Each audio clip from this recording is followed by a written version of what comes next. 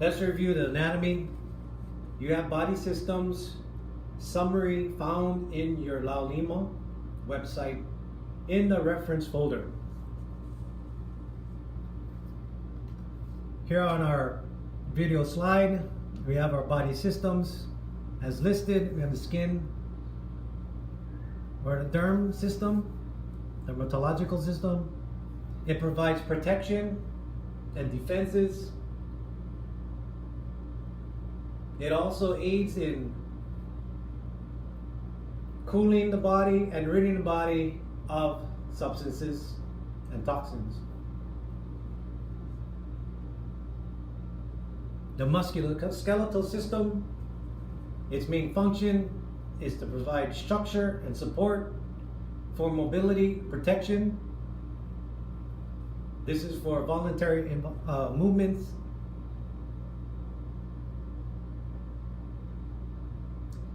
Pay close attention to the musculoskeletal system as far as joints, as we have ball and sockets, we have hinge type joints, and different types of bones. Understand we also have very different types of muscles. Smooth, mostly for our respiratory and GI system. And the musculoskeletal will be more striated. And then we have cardiovascular muscle, which is both smooth and striated. Our respiratory system is important in allowing the exchange of oxygen for carbon dioxide and the delivery of this oxygen to the cells for cellular respiration.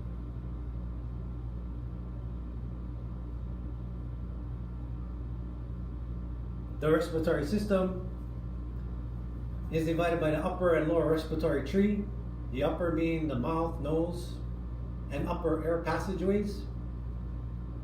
The lower airway would be anything below the windpipe or the trachea, the voice box, as it goes down and splits into the right and left main stem bronchus, and then into the individual respiratory lobes. On the right side, we have 3 lobes: the right upper lobe, right middle lobe, right lower lobe. On the left, we have only 2 lobes: the left upper lobe and the left lower lobe. This is to make room for the cardiac silhouette.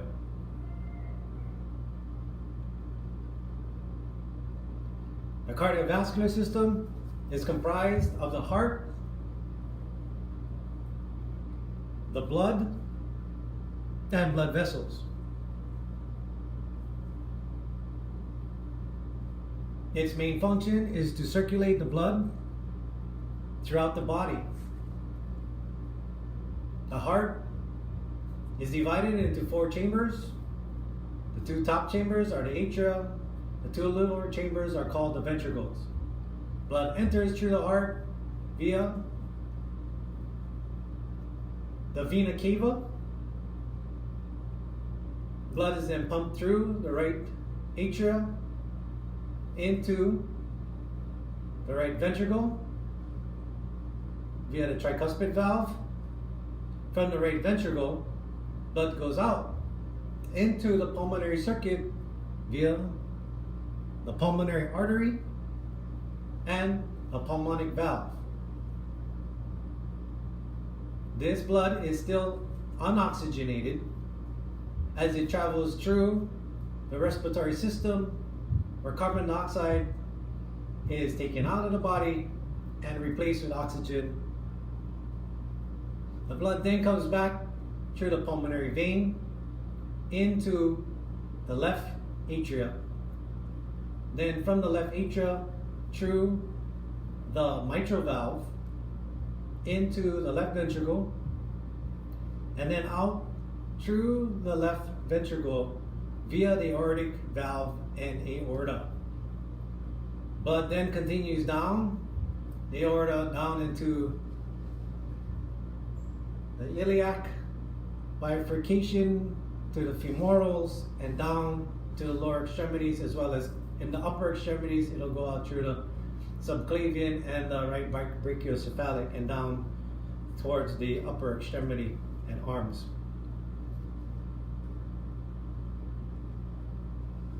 The neurological or central nervous system comprises the brain, spinal cord, and the autonomic nervous system. The autonomic nervous system is broken into the sympathetic and parasympathetic nervous system.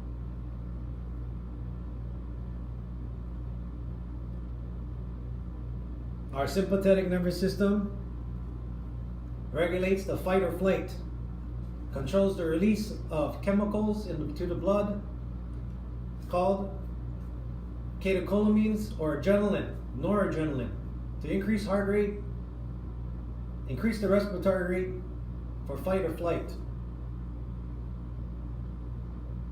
The opposite, which is called the parasympathetic nervous system, regulates slowing down the body systems. It is usually termed for feed and to breathe. So our digestive systems work better with the parasympathetic. Again, these work in a often on type of fashion to trim and control both systems, parasympathetic and sympathetic.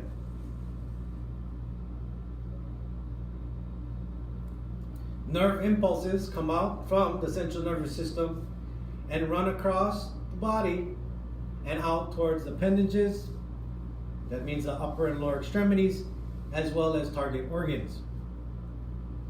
Signals are sent back via these nerve endings back to the brain to be interpreted as heat, cold, pain, pressure, and the like. This may cause the body to have a reflex arc,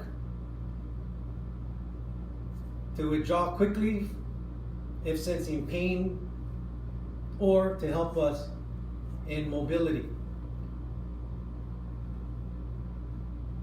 Endocrine system is a system made out of various target organs and certain hormones and chemicals produced by these organs.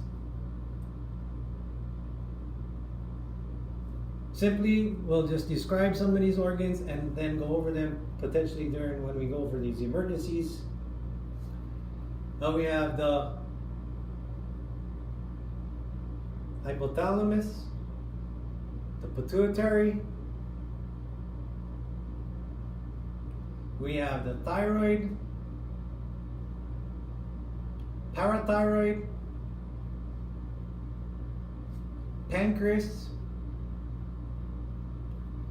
adrenal glands, gonads, uterus. Again, these are specially designed organs that are regulated through a positive and negative feedback system. Chemicals or hormones are put out into the bloodstream to affect these organs. Gastrointestinal system allows us to break up food particles to become digested,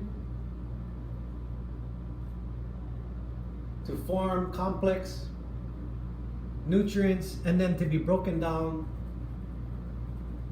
to be used as nutrients for our cells and body systems,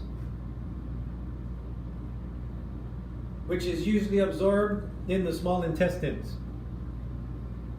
As the products of digestion continue to move through the small intestines and into the large intestines, this is where most water is reabsorbed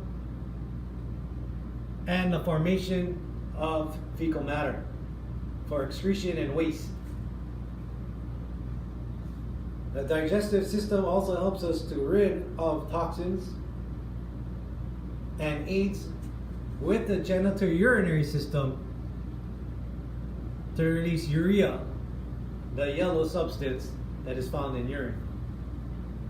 as well as that darkening color in the formation of fecal matter and stool.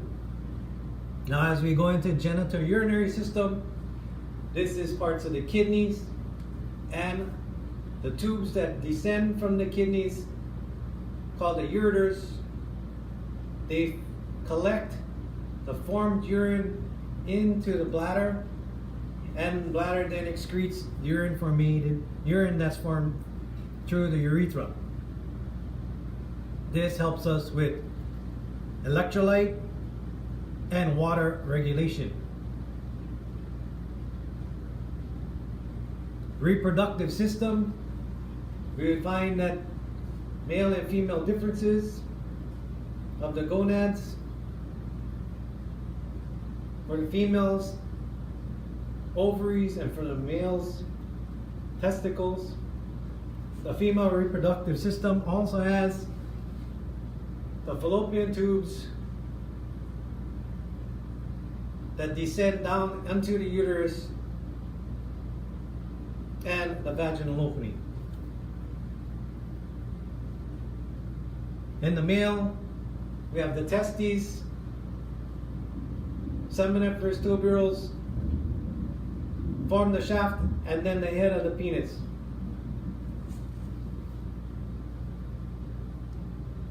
These reproductive organs secrete certain hormones for female and male reproductive, as well as secondary characteristics.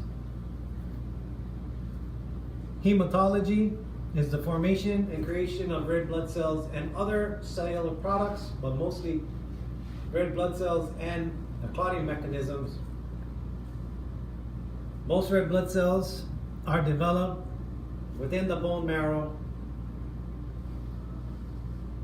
It's an important component of the circulatory system, in that a red blood cell has the ability to carry oxygen and to transfer carbon dioxide and to release it for oxygen.